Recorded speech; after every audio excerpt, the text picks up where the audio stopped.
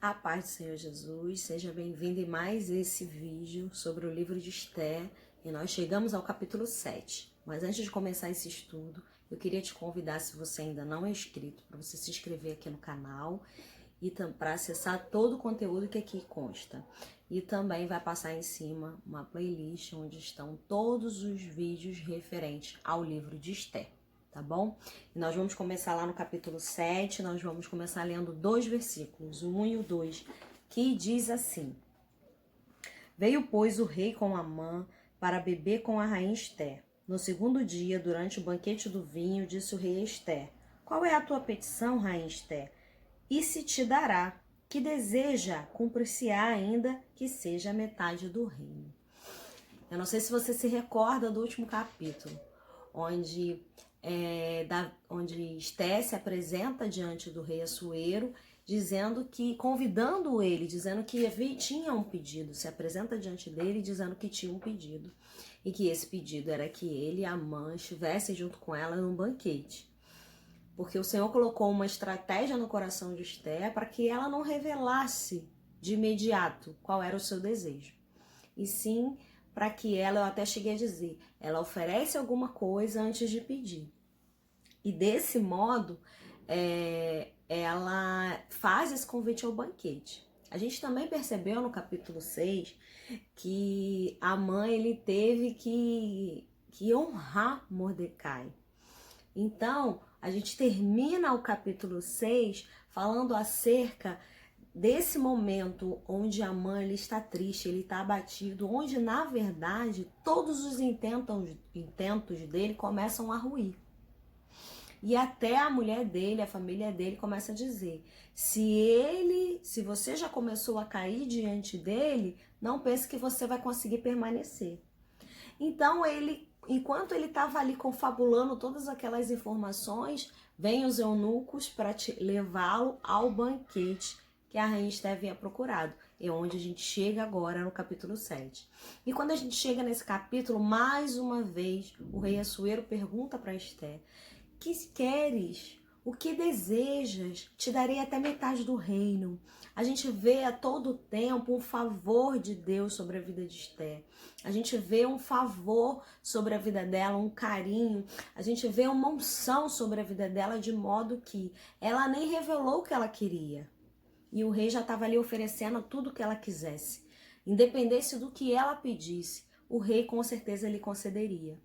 Mas Esther, ela age de uma estratégia e ela tem uma atitude, ela demonstra um domínio próprio, ela demonstra uma temperança, ela demonstra uma sabedoria que eu e você precisamos aprender com ela. Ela é tardia no revelar o que ela quer, ela oferece algo antes de pedir o que ela deseja, e aquilo ali, todas aquelas ações, aquelas estratégias, faz com que ela receba um favor. O que é o favor?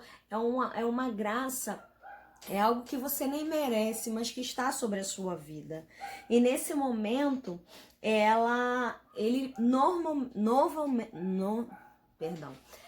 novamente faz a questão do que ela deseja. Se você for lá no capítulo 2, você vai perceber que ele faz essa questão e ela protela em responder. E aqui novamente ele pergunta, e aí chegou o momento dela revelar qual é o desejo dela. E a gente vai ler o 3 e o 4, que diz assim: Então respondeu a rainha Esther e disse: Se perante ti, ó rei, achei favor, e se bem parecer ao rei, dei-me por minha petição a minha vida, e pelo meu desejo a vida do meu povo, porque fomos vendidos, eu e meu povo, para nos destruírem, matarem e aniquilarem de vez. Se ainda como servos e como servas nos tivessem vendido, calar-me-ia, porque o inimigo não merece que eu moleste o rei. Ela usa de uma estratégia e ela fala, quando ela revela que o desejo dela não é para ela mesma somente. O desejo dela vai além, o desejo dela abrange um povo, o desejo dela é que esse povo, olha, se a gente for recordar mais lá para o início do estudo de Esther, você vai se lembrar que Amã ele paga. né? Ele diz ao rei que ele pagaria por esse mandado, por esse intento, por isso que fosse fazer os judeus. Então, naquele momento, naquele intento, é pago um preço, um valor pela vida dos judeus. E nesse momento, Esther revela esse plano, que foi pago um valor para que a vida do povo dela fosse exterminada, que foi pago um valor, que eles ali não estavam como servos, não, foi pago um valor para tirarem a vida, para aniquilar de vez, porque o mandato era para exterminar, não era uma luta, era um extermínio, não haveria escapatória para o povo de Deus. E naquele momento ela se coloca na intercessão, ela se coloca na brecha e ela diz que pagaram, e que pagaram para que matasse tanto o povo dela, e ela nesse momento ela se coloca. Até então o rei não sabia quem era, de que povo Esther era. Até então o rei não sabia de nada disso. E nesse momento ele descobre que o intento tramado é contra o povo da sua própria rainha. Olha que coisa, olha o que acontece, né? E aí nós vamos e aí também o que ela fala? Ela também fala do inimigo. Olha como é que ela se dirige. Ela não fala o nome, porque o inimigo não merece que eu moleste o rei. Ou seja, ela diz que existe um inimigo contra o povo de Deus. E que esse inimigo quer tirar a vida. E esse inimigo pagou para tirar a vida. Então ela revela todo esse intento. Agora a gente vai ler o 5 e o 6, que diz assim: Então falou o rei Assuero e disse a rainha Esther: Quem é esse e onde está esse cujo coração o instigou a fazer assim? Respondeu Esther: O adversário e inimigo é este mau Amã. Então Amã se perturbou perante o rei e a rainha. O rei, quando ouve o relato da parte de Esther sobre o povo dela ser exterminado, sobre esse mandato que é para matar, o rei ele fica indignado e ele pergunta: quem é esse? Quem é esse cujo coração? A gente tem tanto a aprender nesse questionamento do rei Assuero, porque a gente entende que toda a trama, que todo mal vem procedendo da onde? Do nosso coração, daquilo que a gente alimenta a nossa alma, daquilo que a gente vai gerando dentro de nós mesmos. E aí ele fala: quem é esse cujo coração instigou a fazer assim? Porque ele vê um plano tão maquiavélico, tão maligno sobre um povo, que ele fala: meu Deus, quem é esse? E quando ela revela, meu Deus, olha como que ela revela: o mau Amã. Mais uma vez ligando ao coração. O que está no coração? O que nutre o nosso coração? O que a gente se alimenta? O que você guarda no seu coração? Será que você guarda mágoa? Será que você guarda rancor? Será que você intenta o mal? Porque nós somos maus. Não há... Nós somos, por natureza, nós somos maus. Mais vez ou outra a gente faz uma coisa boa. É isso que a palavra fala. Se vós, sendo maus, sabeis dar coisas boas aos vossos filhos, ou seja, nós somos maus. Mas dentro do mal que nós somos, a gente, com a ajuda do Espírito Santo, a gente consegue tomar decisões acertadas. Mas se a gente não eleva os nossos pensamentos diante de Deus, a gente gera o mal, a gente nutre o mal.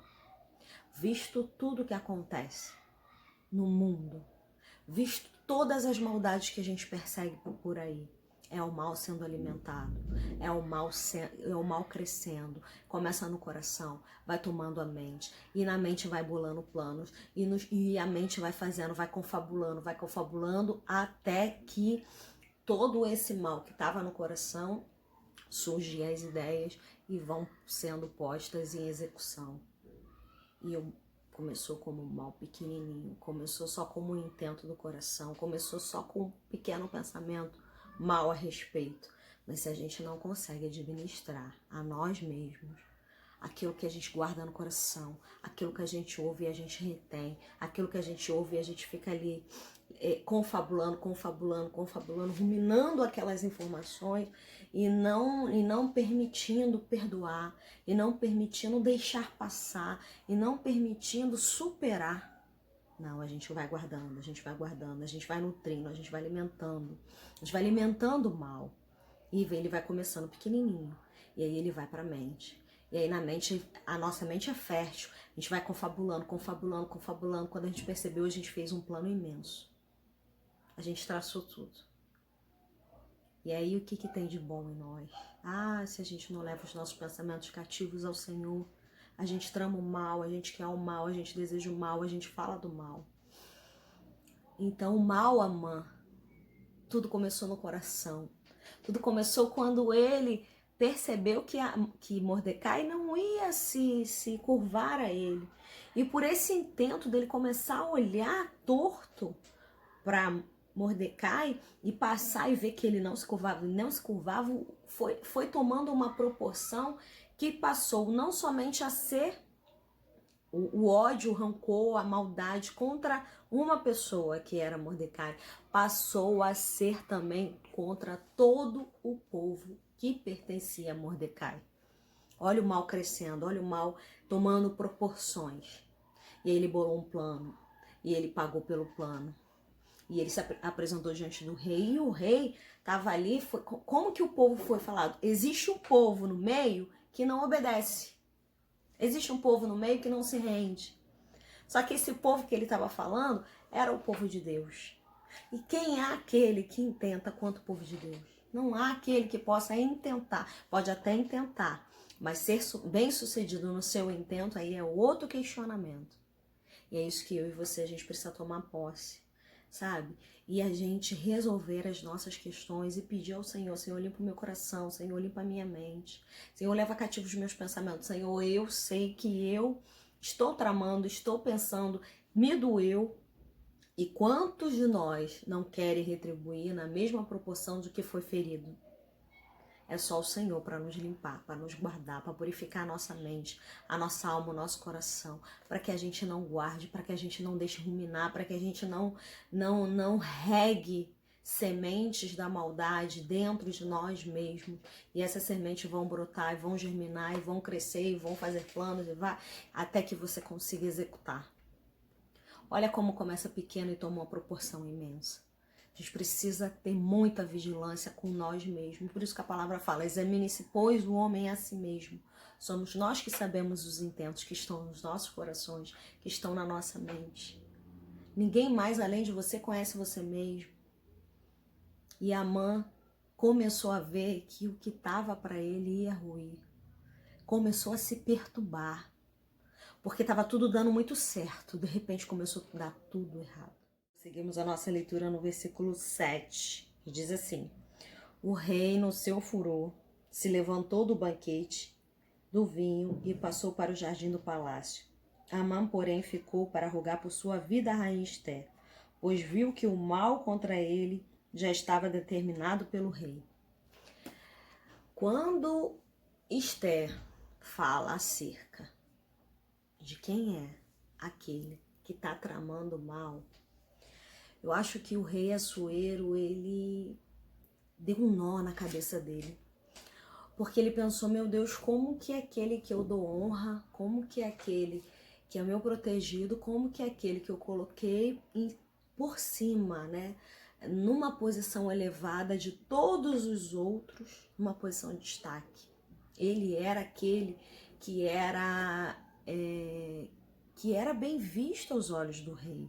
E aí, como que o rei pode ter errado? Porque o erro de Amã, a maldade de Amã, também faz parte das escolhas que o rei fez. Porque ele colocou ele como destaque. Ele colocou ele para ser honrado. Ele colocou ele com esses títulos. Ele era bem na fita.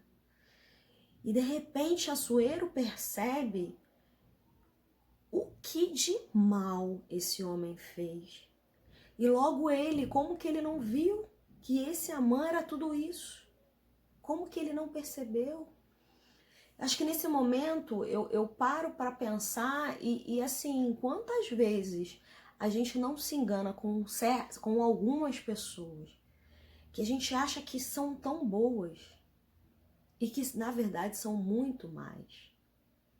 E que você traz para dentro da sua vida, para dentro da sua casa, e você se envolve, quando você vê, você tá num emaranhado e você fala, meu Deus, eu mesmo trouxe para minha vida esse jugo. Eu mesmo abri a porta e dei legalidade. E assim Assuero ficou transtornado. A atitude dele foi de sair do banquete e ir para os jardins do palácio, porque talvez ele quisesse ficar sozinho. Ele quisesse parar para refletir, para pensar no que ele iria fazer. Porque a atitude de Amã refletia na liderança dele. Quem são aqueles que nós, se nós temos um posicionamento de uma liderança, na sua casa você tem um posicionamento de liderança. E de repente o teu liderado está tomando atitude, está fazendo coisas que não condiz com aquilo que você acredita, você é tão responsável quanto, porque está sobre o seu comando, sobre o seu guarda-chuva. E você, nesse momento, precisa tomar uma atitude. Você precisa refletir, você precisa ter uma ação. Você precisa questionar se é o momento de questionar aquele que está errado, aquele que está no posicionamento errado. Eu, como mãe, eu percebo que o meu filho, ele absorve tanto as coisas boas que eu passo para ele, quanto as ruins. Tanto os hábitos bons quanto os hábitos ruins. A criança é uma esponjinha. E aí, se eu percebo, quantos não perceberam, você como mãe, você como tia, você como avó, você como professor, você como... Enfim, quantas vezes você não percebe no outro uma atitude que você mesmo faz. E não é porque você faz que tá certo. Sabe? E você vê, meu Deus, parece que reflete, diz que é o nosso espelho, né? Mas parece que reflete o que há de pior em nós. Se a gente deixa esse pior inflamar, se a gente não pega esses nossos defeitos que todo mundo tem, somos inerentes, somos errados, somos maus, como eu comecei a dizer. E a gente pega isso e tenta abaixar e levantar a virtude. Abaixar os defeitos e exaltar as virtudes. Se a gente não faz isso, a gente vai perceber que está ali enaltecendo o erro, ao invés de enaltecer a virtude. Então a gente precisa pedir muito ao Senhor para nos dar sabedoria. Para a gente perceber que Assuero, nesse momento, ele percebeu, peraí, ele é o meu... Foi eu que coloquei ele nessa posição de destaque. O erro dele é meu, porque eu dei legalidade para ele ser quem ele é. Peraí, o que eu irei fazer agora? Eu preciso tomar uma atitude, porque todo mundo está vendo o mal que ele está tramando, inclusive a minha própria rainha. E isso acaba definindo quem eu também sou. Será que eu sou esse cujo coração intenta a maldade, quer destruir todo um povo? Eu que permitisse que fosse pago um valor para a aniquilação de um povo? O rei era Assuero, não era Amã. Quais os conselhos que a gente está ouvindo das pessoas que se aproximam da gente? Quais os conselhos que você está permitindo que entre no seu coração, de pessoas mais que nos rodeiam? Como eu falei, todos nós somos maus, mas temos pessoas que têm umas falas mais negativas, mais pejorativas. E o que a gente permite ser contaminado? Porque a gente permite. O que a gente precisa distanciar? O que a gente precisa deixar de estar sobre o nosso guarda-chuva? Deixar de andar junto se for necessário? Porque se está confabulando mal e você não compactua com aquilo, você tem que se abster. Mas não, a gente vai deixando. A gente vai deixando. E aí quando você vê, você está envolvido num emaranhado de maldade. no emaranhado de coisas que você não é, que você não pode ser conivente porque não é você, mas está sobre o seu guarda-chuva, está sob o seu comando, sob a sua liderança. E você está permitindo, e você está dando legalidade. E você está como omisso. Assuero, quando sai, eu creio que ele conjecturou tudo isso pensando, e agora? Foi eu que coloquei ele na posição de destaque. Quem nós temos colocado numa posição de destaque para tomar atitude e para fechar negócios e para contrair finanças e para fechar acordos e para quem a gente está colocando? Para quem a gente está entregando? Para quem? Para quem que você entrega a sua casa para ser administrada? Para quem que você entrega os seus bens para ser administrado? O seu salário para ser administrado? Esse que você está dando legalidade, porque você está dando legalidade assim como Assuero deu legalidade a Amã. Amã só chegou a ser o que ele era porque Assuero colocou ele naquela posição. E naquela posição que Assuero permitiu que ele estivesse, ele podia intentar o mal. Quem nós estamos colocando numa posição para que tenha legalidade de fazer o mal, até usando o nosso nome? Não é você que está fazendo, mas está sob o seu guarda-chuva. Você também vai pagar por esse erro, porque está sob o seu comando. Não pode haver união, não pode haver entre aquilo que é ruim, ou péssimo, horrível, e você tentando andar no caminho. Tem que haver uma ruptura de condições, de pessoas, ainda que seja tão próximo, ainda que seja querido. Você precisa se posicionar nos seus intentos, nas suas atitudes, e parar para pensar quem você anda dando legalidade e intentar fazer o mal sob o seu comando. Reflita nisso. E a gente precisa continuar.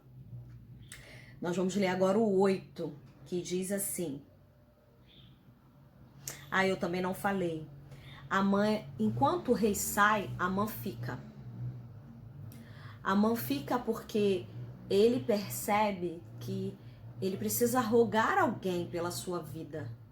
E naquele momento ele vê a rainha como foi ela que denunciou, talvez ela tivesse misericórdia e clemência. E ele fica ali para rogar a rainha por sua própria vida. E nós vamos ler o 8 para poder fechar esse intento de Amã, que diz assim: tornando o rei do jardim do palácio a casa do banquete do vinho, Amã tinha caído sobre o divã em que se achava Esther. Então disse o rei: acaso teria ele querido forçar a rainha perante mim na minha casa? Tendo o rei dito essas palavras, cobriram o rosto de Amã. Amã, quando percebe que tudo referente a ele vai ruir, deu ruim, como dizem por aí, não vai dar mais certo nenhum intento dele, ao invés dele seguir o protocolo, e se o rei saiu, ele não poderia ficar no mesmo ambiente onde a rainha estava sozinho. Só que ele está tão atordoado, ele está tão perturbado, que além de ficar no mesmo lugar, ao invés de se retirar, porque só podia ficar na presença das mulheres do harém, aqueles eunucos. Quem que eram os eunucos? Eram aqueles homens que eles não eram mais providos de abusar nenhuma mulher, porque ele era retirado o órgão genital. Eram somente esses que podiam ficar. E a perturbação de Amã foi tanta que ele permanece no mesmo lugar onde Esther estava. Ao invés de ele se retirar, ao invés dele, peraí, o rei saiu, eu vou sair também. Ele tá tão perturbado, tão atordoado, que ele não segue o protocolo. De que ele não poderia ficar nesse lugar junto com a rainha, só ele de homem. Porque o banquete era para 3 pessoas. Eram Amã, o rei e a rainha. Se o rei saiu, Amã tinha que sair de imediato. Só que ele ficou tão perturbado que ele permanece no local. Porque ele quer rogar por sua vida. Porque ele quer pedir clemência. Porque ele sabe que foi ela quem o denunciou. Então ele vai ali querer rogar por Esther. E nesse momento diz que ele se joga nesse divã onde a rainha está. E no momento onde ele está ali, ele não queria abusar dela, ele não queria nada disso. Mas quando Assuero entra e vê ele na posição que ele está, Assuero só pensa, você agora vai querer forçar, ou seja, se é a rainha que denunciou, ele agora ia querer fazer alguma coisa com a rainha para que a rainha tirasse a denúncia? Agora ele ia querer se aproveitar, ia querer fazer mal diretamente à rainha? Naquele momento, se Assuero voltou, porque ele saiu e estava ali confabulando e pensando no que ele iria fazer, porque foi sob a liderança dele, sobre como é que eu passo? Sobre a legalidade que ele deu para Amã, que Amã estava tentando tudo quanto era ruim. Quando ele entra para poder tomar uma decisão e ele vê a cena, ele não tem outra decisão. Isso não é escorraçar Amã dali. Porque Amã, além de ter cometido todos os erros que Esther fala, intentado todo o mal, Amã estava ali numa posição que ele não poderia estar. E assim, o protocolo do harém era tão forte, era tão exigente. Da mesma maneira que Esther, lembra lá quando ela vai se apresentar diante dele e ela corre o risco dele não, se ele não quisesse, se ele não estender o cetro, ela poderia morrer. Da mesma maneira, Amã estava correndo esse risco naquele momento onde ele chega e chega perto de Esther, né? Os estudos dizem até que se ele não tivesse tão próximo nesse divã, se ele tivesse de joelho na proximidade, só dele estar no mesmo lugar com a rainha, sem o rei estar presente, ele já estaria errado. O protocolo seguia que o rei saiu, ele deveria ter saído. Só que a mente dele estava tão atordoada, ele estava tão perdido, que ele foi tentar as últimas consequências. Ele foi ali rogar pela vida dele. Mas quando o rei entra, ele já vê uma quebra de protocolo, ele já vê uma quebra de princípios.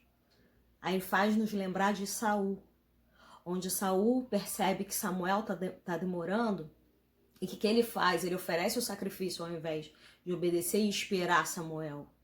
Ele quebra protocolo, ele quebra princípios. Nosso Deus não é um Deus que permite quebra de princípios.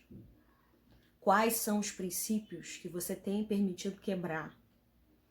Não é possível quebrar princípios.